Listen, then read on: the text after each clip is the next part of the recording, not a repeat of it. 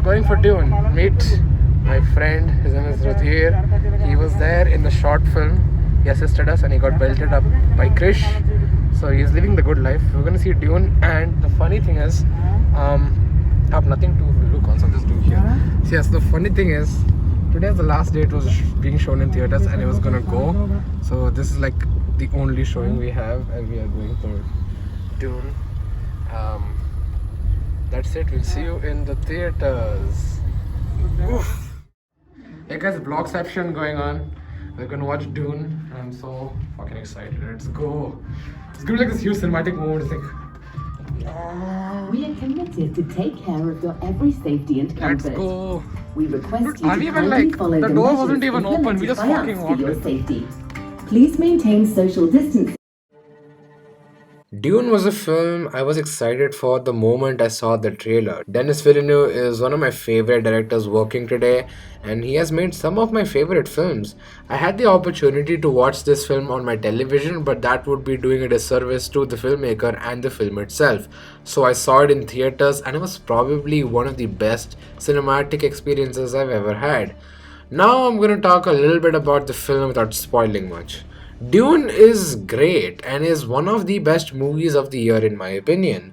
This is the first movie in a possible franchise, and so it has a near impossible task of getting you invested in the world and characters.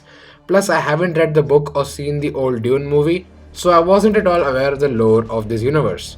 Which is why the exposition was a tough pill to swallow. In some scenes, many details about the people and the worlds and their culture are told to us through voiceover, and although I grasped most of it, it wasn't the most interesting way presentable to me at least. Not a huge issue, but it's just a small one.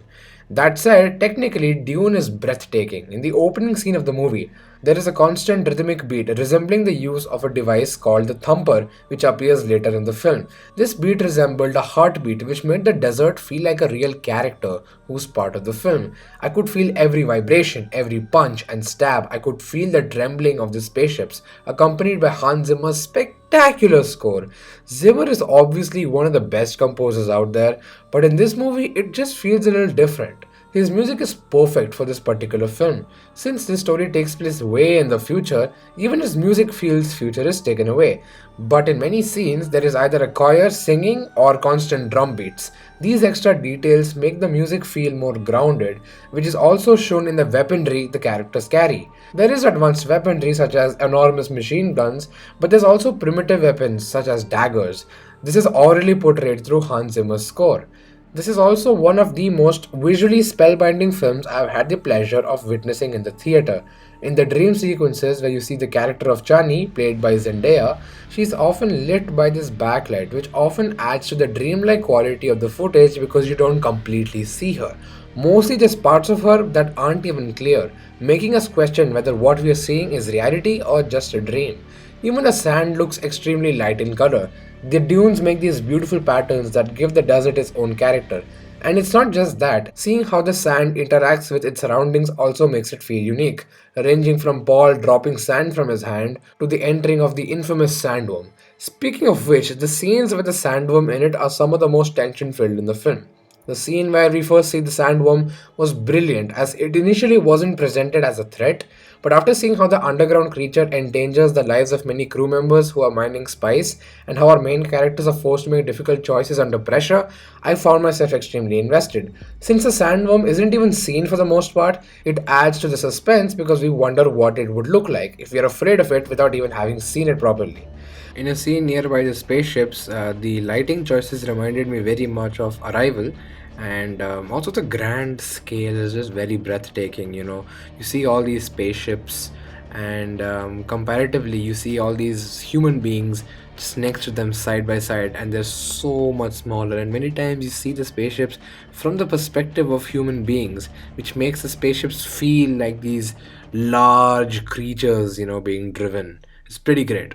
I love the performances from all the actors. I believed in all the characters and their motivations and their problems. My favorite performance, however, was the protagonist of the movie himself, Timothée Chalamet, as Paul. The best scene which showcased how much of a talented performer he really is when Paul is tested. He is asked to place his hand inside a box and faces tremendous amount of pain. The catch is that he will be killed if he removes the hand from the box. Amongst the great sound design of the screeching noise produced by the box that makes us feel Paul's agonizing pain, Timothy has to make us believe in Paul's struggle just through the use of his facial expressions, because his body is still for the most part. When it begins, it's slow and you see him getting used to it, but then it keeps on increasing and he begins to scream painfully. The scene is also intercut with Paul's mother Jessica worried sick for him outside the room, stating the iconic line, "I must not fear, fear is the mind killer."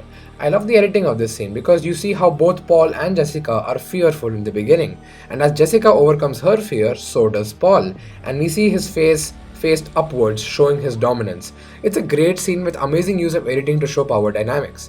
Now, the film does state Paul as the one, the usual chosen one prophecy that we see in multiple films, and although I think that does play a vital role in his internal conflict, I don't think it works perfectly. It's mentioned very few times, and I never really got the sense that this is something that is challenging Paul. And the antagonist is also sort of a mixed bag for me. Although I really like how he's reminiscent of Marlon Brando from Apocalypse Now, he's an okay villain. I mean, yeah, he's terrifying and he's menacing and he's really, really big. We see him a few times and he's just this pure personification of evil, which works very rarely. It's not a major issue, but I certainly did not love how the villain was utilized here. But despite all this, the film really works. It really fires on all cylinders and is emotionally gripping. According to me, Dune is a film about succession, growing up, and accepting responsibility. As stated by Leto Atreides in the beginning of the movie, to Paul, a great man doesn't seek to lead, he's called to it. Paul doesn't really wish to rule, for he is the son of the ruler of the Atreides. But when the time is right and due to certain circumstances, we see how Paul is forced to make a tough decision. This is also brilliantly conveyed through intercutting. Even throughout the film, Paul is called a boy by many, and he even looks like one.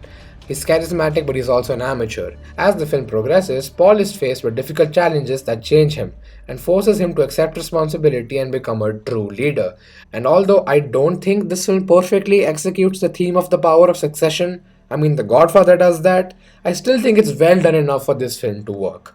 So, all in all, Dune is a great film with a magical experience that can be truly witnessed in the theater. And it does feel a little incomplete, to be honest, but this is a part one, so this is half of the story. So, I truly cannot wait for part two and to see how, what happens and how the conflict progresses.